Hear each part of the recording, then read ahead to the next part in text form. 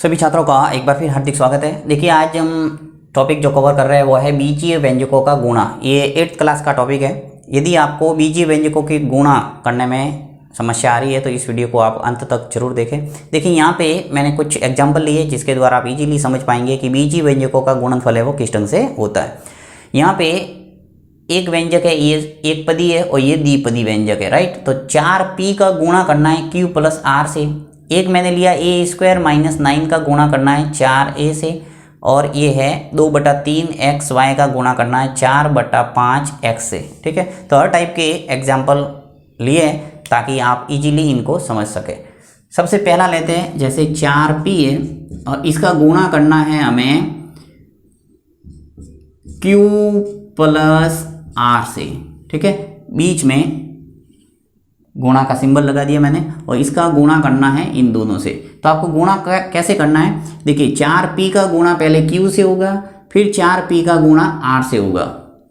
जिनको आता है उनके लिए काफ़ी इजी है ये, परंतु जिनको नहीं आता है उनके लिए काफ़ी बड़ी समस्या है ये। तो आपको अच्छे ढंग से समझना है कि 4p का गुणा जब q से करेंगे तो क्या आ जाएगा, देखिए 4p और q। यानी आपको ध्यान रखना है कि जब आपने ये टॉपिक पढ़ा होगा तो आपने अच्छे ढंग से समझा होगा कि एक होता है चर और एक होता है अचर। चर यानी जिसका मान बदलता रहता है, अचर यानी जो स्थिर रहता है, जिसका मान फिक्स है। जैसे 2, 5, 7 ये सभी संख्या है वो क्या है, अचर। यानी जितनी भी गणितीय अंक कह सकते हैं जिन्हें एक से लगाकर अनंत तक, ये सब अचर है। चर यानी सभी ABCD के अक्षर x, y, z जिनका मान है वो अलग अलग आता है, बदलता रहता है, राइट। तो यहाँ पे चर संख्या का चर से गुणा करना है, अचर का अचर से गुणा करना है, इस बात का ध्यान रखना है। तो जैसे यहाँ पे अचर है वो एक ही था 4, चर है वो p है और ये एक चर है वो q है। तो ये दोनों अलग अलग है, तो वैसे के वैसे पास पास में आ जाएंगे p और q। तो 4p का गुणा जब q से होगा तो 4pq आ जाएगा, यानी इसका काम हो गया। अब देखो बीच में प्लस है तो प्लस लिखना है, अगर माइनस आता है तो माइनस लिखना है। तो यहाँ पे प्लस है तो प्लस लिखूंगा। अब ये जो 4p है इसका गुणा इस r से होगा, तो 4p और ये r, क्योंकि यहाँ पर भी देखिए p अलग है और r अलग है, तो p और r पास पास में आ गए। 4pq और 4pr, ये इसका हो जाएगा गुणनफल। तो देखिए a स्क्वायर माइनस 9 का गुणा करना है किससे, 4a से। ये मैंने ले लिया यहाँ पे। यहाँ पर भी वही 4a का गुणा पहले a स्क्वायर से होगा और फिर 4a का गुणा 9 से होगा।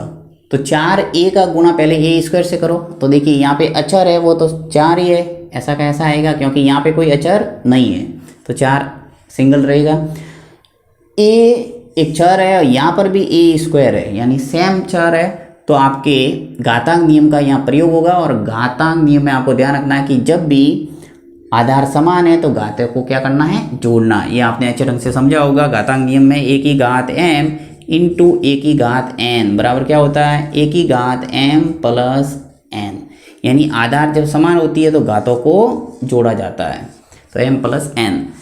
a का गुणा जब a स्क्वायर से होगा, यानी यहाँ पे कोई घात नहीं है तो क्या घात है, 1, तो 1 और ये 2 घात, टोटल कितनी हो गई, 3। यानी a के ऊपर घात आ जाएगी 3।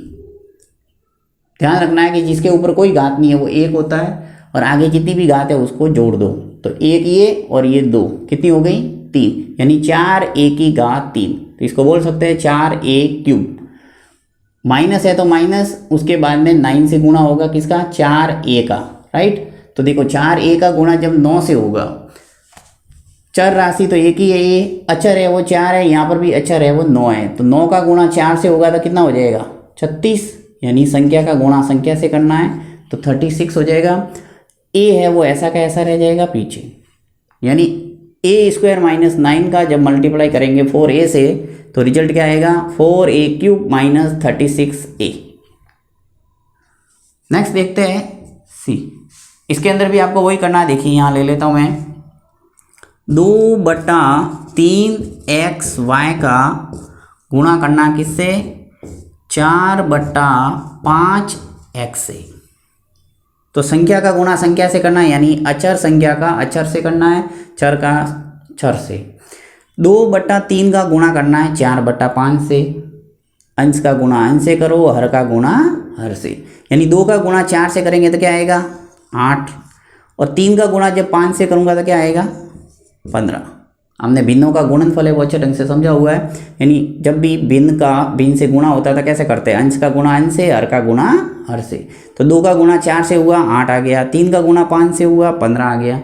अब इसकी बारी एक्स वाई का गुणा एक्स से होगा, तो देखो सेम है, एक्स यहाँ पर भी है, यहाँ पर भी है एक्स, तो एक्स के ऊपर पावर कितनी है 1, और यहाँ पर भी पावर कितनी है 1, तो 1 और 1 मिलके कितने हो जाएंगे 2। अभी मैंने बताया था कि जब आधार समान है तो घातों को क्या करना है जोड़ना है, तो 1 और 1 मिलके कितने हो गए 2, तो x के ऊपर घात आ जाएगी 2 यानी x स्क्वायर।